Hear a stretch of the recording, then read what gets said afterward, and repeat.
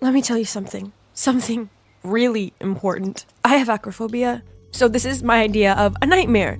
I don't want to be here at all. Oh, and that guy on the other side is Charlie. He's my boyfriend, but I don't actually like him like that. So you're probably wondering how I ended up here, 200 meters above the ground and about to make this terrifying leap? Well, let's just start from the beginning. Hi, I'm Luna, a 17-year-old high school girl from a small town in New South Wales. Growing up, I was desperate to please my hardworking single mom. The problem was she was nearly always tired and irritable. So no matter what I said or did, it usually ended up being wrong. The most common words that came out of her mouth were, "If you want me to love you, you have to be nice." I wanted her to love me more than anything else in the world, so I did everything I could to appease her. This led to the need to make everyone happy, and left me with an unfathomable fear of being hated by others. If I made other people happy, then they'd like me, right? So whenever someone asked me to do their homework or cover for them on roll call, I did so without hesitation. And if there's ever an argument or awkward situation, regardless of if I'm to blame or not, I always apologize first. At 15, I moved to Sydney alone for high school, and that's when I met my roommate Margot. She's my complete opposite, but this didn't stop us from becoming best friends. She's independent, sassy, and doesn't let anyone pressure her into doing anything she doesn't want to.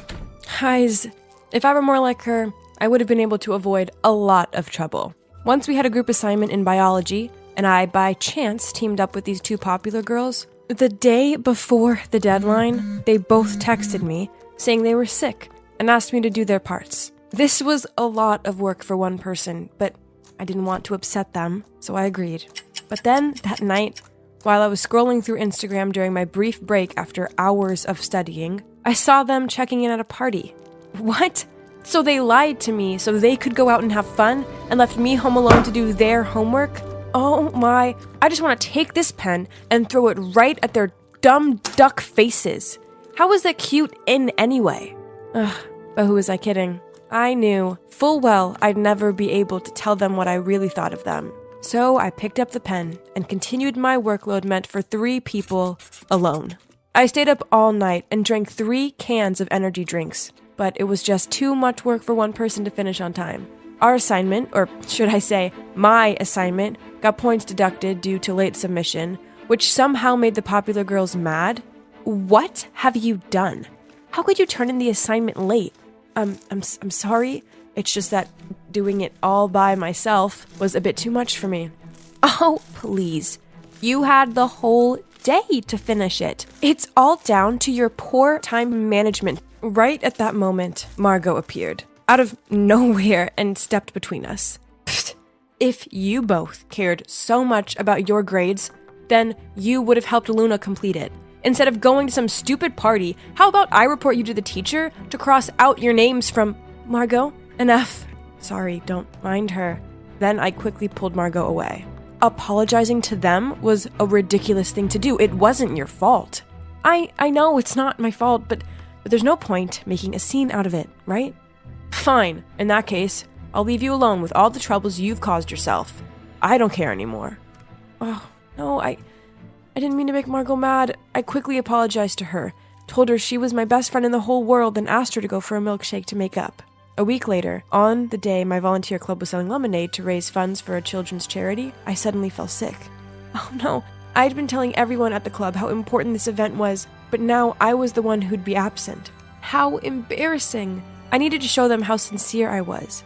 I texted the club president that I was sick, but if the club really needed me, I could still try to participate. Now I can finally sleep. But who would know?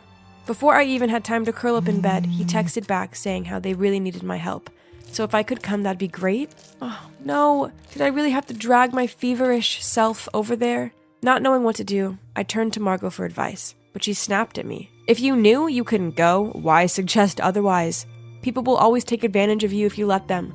So just make it clear that you're sick and can't participate. Then she told me how her music club had a dinner meeting tonight, yet she'd already decided she was having a relaxing pamper session tonight, so she immediately told them she was otherwise engaged. Margot was right. If I'd done as she said in the first place, I wouldn't have had to rack my brains looking for excuses to say no without annoying anyone. Finally, I texted the club president that I was afraid of infecting everyone, so I'd better stay home. Then I fell asleep and found my worries plaguing my dreams. The next day, I felt better. So after class, I dropped by the club's room, but I instantly felt weird vibes from everyone. Then when I asked the club president how much money we'd earned from the event, he totally blanked me. Oh, no. He was obviously still mad with me for letting him down. I was lost in thoughts when suddenly someone tapped me on the shoulder. I heard you were sick. Are you feeling better now? It was Charlie, one of the club members. He told me that day I was off sick. He voluntarily took over all of my work. So I invited him out for a thank you dinner right away. Maybe he misunderstood my goodwill gesture, as after that he bombarded me with texts, calls, and soppy memes. Then one day while we were walking together, Charlie suddenly stopped and took my hand. Luna, we've known each other for a while now. I think it's time for me to confess my feelings. I like you. Will you go out with me? Oh my. What did he just say? I stood there dumbfounded. I mean, I liked him as a friend, but not romantically. But when I met his expectant gaze, my conscience began to torment me. He was such a nice guy, so how could I say no to him? In the end, I forced a smile, then nodded in agreement. My feelings for him will develop over time, right? But unfortunately, the answer to this was no. Actually, since we started dating, I found myself liking him even less than before. He does a lot of things that irritate me, such as the time he insisted we wear couple outfits to school. Yeah. Slogan shirts with "He's mine, she's mine" printed on them should definitely be left in 2010. Ugh. He smugly ushered me around the school and seemed oblivious to the laughs and points in our direction. If only the ground could just open up and swallow me right away. That evening, noticing how fed up I looked, Margot asked me if everything was going all right between me and Charlie. So I told her everything. I thought she'd get mad at me again, but to my surprise, she just sighed and told me to tell the truth and break up with Charlie before things got too serious. That's the best way to stop both of us from getting hurt. And also, I've heard a lot of bad things about Charlie. People say he's kinda erratic. You better get this over with as soon as possible. Yeah, Margot's right. Next time I saw Charlie, I was ending this once and for all. Turns out I didn't have to wait long, because that Sunday afternoon, Charlie came to pick me up for our date. He told me he had a surprise in store for me, and I was gonna love it. Okay, it sounds like he'd gone to loads of effort, so it was probably best if I left breaking up with him until the journey home. Almost there! Hearing what Charlie said, I looked out the window and... oh my god! Is that a bungee jumping spot? So, long story short, here I am, 200 meters off the ground, my legs trembling like a leaf and my heart thudding like crazy. I was about to cry out of fear when suddenly I heard romantic music playing behind me. I turned around to see Charlie getting down on one knee. Behind him was eagle-eyed staff holding roses and candles while swaying to the music. What's happening? I know we haven't been dating long, but it's clear that we're made for each other. Luna, will you marry me? What? Did I hear him wrong? I mean, I'm only 17. Seeing my puzzled look, Charlie hurriedly said, I know we're still in high school, but don't worry, we can wait till graduation. Then let's have the most wonderful wedding straight after that. This was insane. I stood there, rooted to the floor, not knowing what to do, and seeing everyone watching and waiting made me feel even more pressured. I was trying to figure all this out when Charlie forced the ring on my finger. Oh my god. What should I do? What should I do?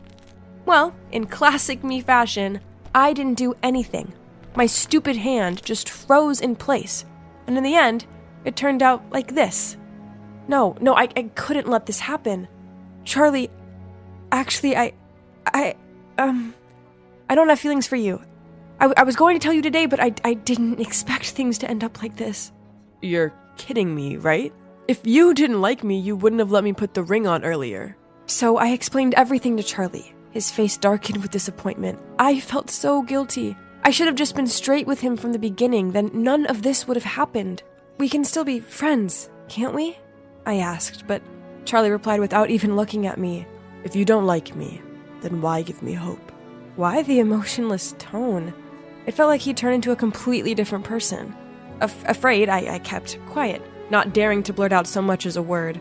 I'd be home soon and away from this suffocating atmosphere. But as Charlie drove, I noticed how the surroundings became stranger and stranger. This is definitely not the way to the dormitory. Finally, the car stopped at an abandoned construction site. Luna, get out of the car. Sensing his irritable tone, I did as he said. You can stay here until you've figured out that we're destined for each other. Then call me. I watched in horror as he drove away and left me there. I was all alone, in the middle of nowhere. Panicked, I called Margot for help, but as soon as she picked up, my phone ran out of power. I explored the area, but it was completely deserted. Would I be stuck here forever without anyone knowing? It was getting late. I'd barely eaten or drank anything all day, and this felt hopeless. I burst into tears, and then everything fell dark around me. I woke up to the bright lights of the hospital. Margot jumped in to give me a hug, then explained what had happened. Turns out that night after I called her, she checked my location on Snapchat and saw that I was in some deserted place. Sensing something was off, Margot and the dormitory manager went to find me and took me to the hospital. Charlie was disciplined and detained for a month for the trouble he'd caused. After that horrible experience, I talked a lot with Margot. She comforted me, encouraged me, and said that it seemed like my desire to please others stemmed from childhood trauma. Perhaps it was my mother's words. If you want me to love you, you have to be nice. That created the character I have now. I couldn't continue to let the past consume me. That summer, when I returned home to see my mom, together, we poured out our feelings and faced our problems. I finally figured out that being nice to people wasn't a bad thing, but agreeing to things just to avoid disappointing people isn't the correct thing to do at all. Now, with Margot's help, I'm step by step learning to say no to things I don't want to do, 'cause life's way too short to say yes to everything. Don't you think?